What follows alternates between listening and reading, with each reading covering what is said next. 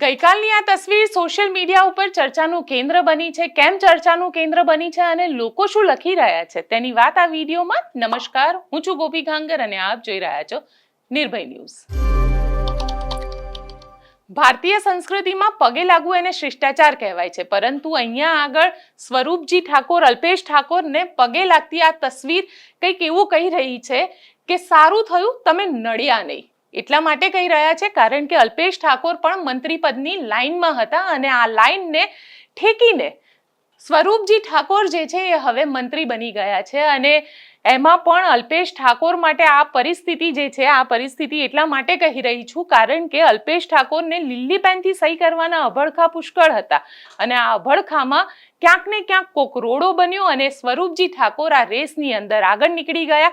આ તસવીર સોશિયલ મીડિયામાં ગઈકાલથી ખૂબ વાયરલ થઈ રહી છે કારણ કે સ્વરૂપજી ઠાકોરે મંત્રી પદના શપથ ગ્રહણ કર્યા બાદ ગઈકાલે પોતાના કાર્યાલય એટલે કે મંત્રી કાર્યાલય જે છે ત્યાં આગળ પોતે કારભાર સંભાળ્યો અને સંભાળતા પહેલા અલ્પેશ ઠાકોર ત્યાં આગળ પહોંચ્યા હતા. સચિવાલયની આ તસવીર છે, SS2 નો વિસ્તાર છે અને ત્યાં જ્યારે અલ્પેશ ઠાકોર પહોંચ્યા ત્યારે સ્વરૂપજી ઠાકોર તેમને પગે લાગ્યા અને તેમને સ્વાગત કરવામાં આવ્યું. આમ તો એવું કહેવાય છે કે અલ્પેશ ઠાકોર બનાસકાંઠાથી ચૂંટણી લડતા હતા પણ હવે ગાંધીનગર આવી ગયા. ગાંધીનગર આવ્યા એટલે ક્યાંક એમને લાગ્યું કે હવે ગાંધીનગરની નજીકમાં રહેશે તો મંત્રી બનવાનો રસ્તો જે છે એ વધારે સરળ અને આસાન થઈ જશે કારણ કે અંતે તો તેમની કોન્સ્ટિટ્યુન્સી તો ગાંધીનગરની અંદર આવે જે ગૃહમંત્રી અમિત શાહની પોતાની કોન્સ્ટિટ્યુન્સી છે.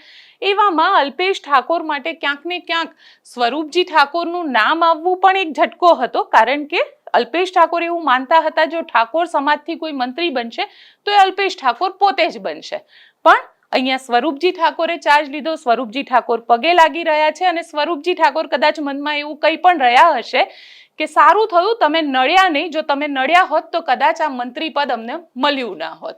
ખેર, આ તો રાજકારણ છે અને રાજકારણમાં ક્યારે ચેલો ગુરુથી આગળ નીકળી જાય તે કહેવું મુશ્કેલ છે કારણ કે અહીંયા તો પગે લાગી રહ્યા છે. પગ ખેંચ્યા હોય તો બી એ સ્વરૂપજી જાણે અને અલ્પેશ ઠાકોર જાણે. ખેર, આપણે તો આ તસવીરની વાત કરીએ છીએ અને આ તસવીર મને ખૂબ દિલચસ્પ લાગી અને તસવીરમાં અલ્પેશ ઠાકોરનું જે સ્મિત છે તે પણ ખૂબ જ દિલચસ્પ છે કારણ કે સોશિયલ મીડિયામાં ચર્ચાનો વિષય તો આ જ છે. આપ શું માનો છો? કોમેન્ટ બોક્સમાં ચોક્કસથી લખીને જણાવજો અને અમારી ચેનલ નિર્ભય ન્યૂઝને લાઇક, શેર અને સબસ્ક્રાઇબ કરવાનું ભૂલશો નહીં. આભાર.